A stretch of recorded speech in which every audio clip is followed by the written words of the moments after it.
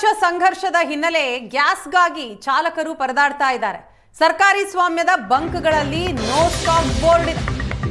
Magadi toll gate ರಸ್ತೆಯಲ್ಲಿರುವಂತಹ Bharat gas bunk, ಆ ಬಂಕ್ನ ಮುಂದೆ ನೋ ಸ್ಟಾಪ್ ಬೋರ್ಡ್ ರಾರಾಜಿಸ್ತಾ ಇದೆ.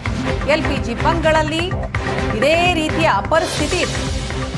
ಬಂಕ್ ಮುಂದೆ ಕಿಲೋಮೀಟರ್ ಗಟ್ಟಲೆ ಕ್ಯೂ ನಿಲ್ತಿದ್ದಾರೆ ಚಾಲಕರು. ಇದರ ಜೊತೆಗೆ ರಾಜ್ಯ ಸರ್ಕಾರದ ವಿರುದ್ಧ ಆಕ್ರೋಶ ಕೂಡ ವ್ಯಕ್ತಪಡಿಸ್ತಾ ಇದ್ದಾರೆ. ದೃಶ್ಯದಲ್ಲಿ ನೋಡ್ತಾ ಇದ್ದೀವಿ, ಕಿಲೋಮೀಟರ್ ಗಟ್ಟಲೆ ಕ್ಯೂ ಇದೆ. ಬಹುತೇಕ ಆಟೋ ಗ್ಯಾಸ್ ಬಂಕ್ಗಳಲ್ಲಿ ನೋ ಸ್ಟಾಕ್ ಅನ್ನೋ ಬೋರ್ಡೇ ಇದೆ. ಎಲ್ಲಿ ಸಿಗುತ್ತೆ ಅಲ್ಲಿ ನೋಡಿದ್ರೆ ಈ ರೀತಿ ಕಿಲೋಮೀಟರ್ ಗಟ್ಟಲೆ ಕ್ಯೂ.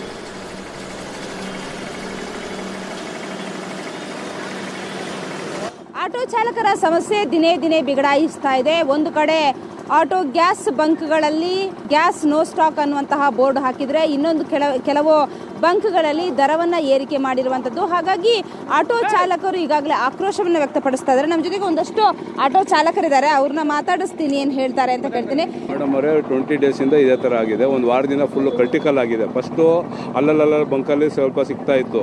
ಇವಾಗ total gas bunk full totally ಅವರು ಮುಚ್ಚಿಬಿಟ್ಟಿದ್ದಾರೆ, ಬಂದ್ ಮಾಡಿಬಿಟ್ಟಿದ್ದಾರೆ. ಫುಲ್ಲು ಟೋಟಲಿ ಮುಚ್ಚಿಬಿಟ್ಟಿದ್ದಾರೆ. ಇವಾಗ ಈ ಗ್ಯಾಸು ಗೌರ್ಮೆಂಟ್ ಇಂಡಿಯನ್ ಗ್ಯಾಸಲ್ಲಿ ಸಿಗ್ತಾ ಇದೆ, ಸ್ವಲ್ಪ ಸಿಗ್ತಾ ಇದೆ. ಇಲ್ಲಿ ಫುಲ್ ಲೋಡ್ ಅವ್ರಿಗೂ ಬರ್ತಾ ಇಲ್ಲ. ಪಾಪ ಬಂಕವ್ರನ್ನ ನಾವು ಇದು ಮಾಡೋಕ್ಕಾಗೋದಿಲ್ಲ. ಅವ್ರು ಬೆಳಗ್ಗೆ ನಾವು 4 ಗಂಟೆಗೆ ಬಂದಿರೋದು, ಇನ್ನೂ ಅನ್ಲೋಡ್ ಆಗ್ತಾ ಇದೆ. ಯಾವ ಇದರಲ್ಲಿ ನಮ್ಮ ಆಟೋ ಡ್ರೈವರ್ಗಳು BP ಶುಗರ್ ಇರೋರಿದ್ದಾರೆ, ಅವ್ರಿಗೆ ತಿಂಡಿ ಇಲ್ಲ, ಒಂದು ಟ್ಯಾಬ್ಲೆಟ್ ನುಂಗೋಕ್ಕಿದ್ದಿಲ್ಲ. ಫುಲ್ ಇವಾಗ ಜಾಸ್ತಿ ರೇಟ್ ಬೇರೆ ಮಾಡಿದ್ದಾರೆ ಅಮೌಂಟು. ಇಲ್ಲಿ ನಮ್ಮ CMನ ನಮ್ಮ ಸಾರಿಗೆ ಸಚಿವರು ಕೇಳಿದ್ರೆ, ಆಹಾರ ಸಚಿವರು ಕೇಳಿದ್ರೆ ಯಾವುದು ಪ್ರಾಬ್ಲಮ್ ಇಲ್ಲ ಅಂತಾರೆ. ಇಲ್ಲಿ ಬಂದು ಅವ್ರು ನೋಡೋಕ್ಕೆ ಅವ್ರಿಗೆ ಇದಿಲ್ಲ. ಅವ್ರಿಗೆ MP ಬೈ ಎಲೆಕ್ಷನ್ನು ಅವ್ರಿಗೆ ಆಬಿಜಿಲಿದ್ದಾರೆ. ನಮ್ಮ ಆಟೋ ಡ್ರೈವರ್ಗಳು ಎಲ್ಲರೂ ಸತ್ತೋಗಲಿ, ಏನಾರು ಆಗಲಿ ಅವ್ರಿಗೆ ಬೇಕಾಗಿಲ್ಲ.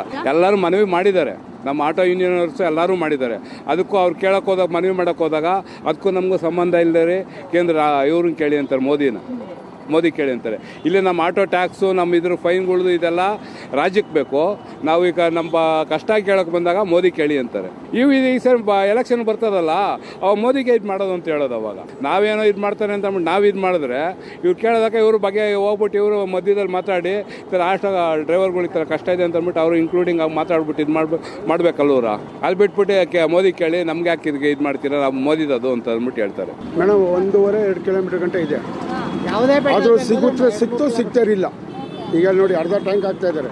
ಫುಲ್ ಲೋಡ್ ಬಂದೈತೆ, ಎಲ್ಲೆಲ್ಲ ಅಲ್ಲಿ ಆಗ್ತೇವೆ, ಅಲ್ಲಿ ಆ ಬಂಕ್ ಈ ಬಂಕ್ ಅಂತ ಅಂದಿದ್ರೆ ಏನೋ ಸಿಗ್ತಾರೆ. ಅವ್ರ ಅದೃಷ್ಟ. ಎಲ್ಲಿ ಮೇಡಮ್ ಓಡಿಸೋದು, ಎಲ್ಲಿ? ಈಗ ನೋಡಿ ಮೇಡಮ್, ನಾನು ಬಂದು 4 ಗಂಟೆಗೆ ಬಂದು ಗಾಡಿ ನಿಲ್ಲಿಸಿದ್ದು. 4 ಗಂಟೆ, ಇವಾಗ ಎಷ್ಟು 10 ಗಂಟೆ 11 ಗಂಟೆ ಆಯಿತು. ಇವ್ರು ಕಳಿಸೋಸಲ್ಲಿ 2-3 ಗಂಟೆ ಆಗುತ್ತೆ. 3 ಗಂಟೆ ಮೇಲೆ ಎಲ್ಲಿ ಮೇಡಮ್ ಗಾಡಿ ಓಡಿಸೋದು ನಾವು? ಈ ಗ್ಯಾಸು ದುಡ್ಡು ಅಸೇವ್ ಮಾಡಬೇಕು. ಇನ್ನು ಮನೆಗೆ ಏನು ಉಪ್ಪು ಹುಳಿ ಖಾರ ಮನೆಯವ್ರಿಗೆ ಫೋನ್ ಮಾಡ್ತಾರೆ, ತಗೊಂಡೋಗ್ಬೇಕು. ಇಲ್ಲಿಂದ ತರೋದು ನಾವು. ಬೆಂಗಳೂರಿನಿಂದ ಕ್ಯಾಮರಾ ಪರ್ಸನ್ ನಾಗರಾಜ್ ಜೊತೆಗೆ ಮಮತಾ ಮರ್ಧಾಳ, ಏಷ್ಯಾನೆಟ್ ಸುವರ್ಣ ನ್ಯೂಸ್.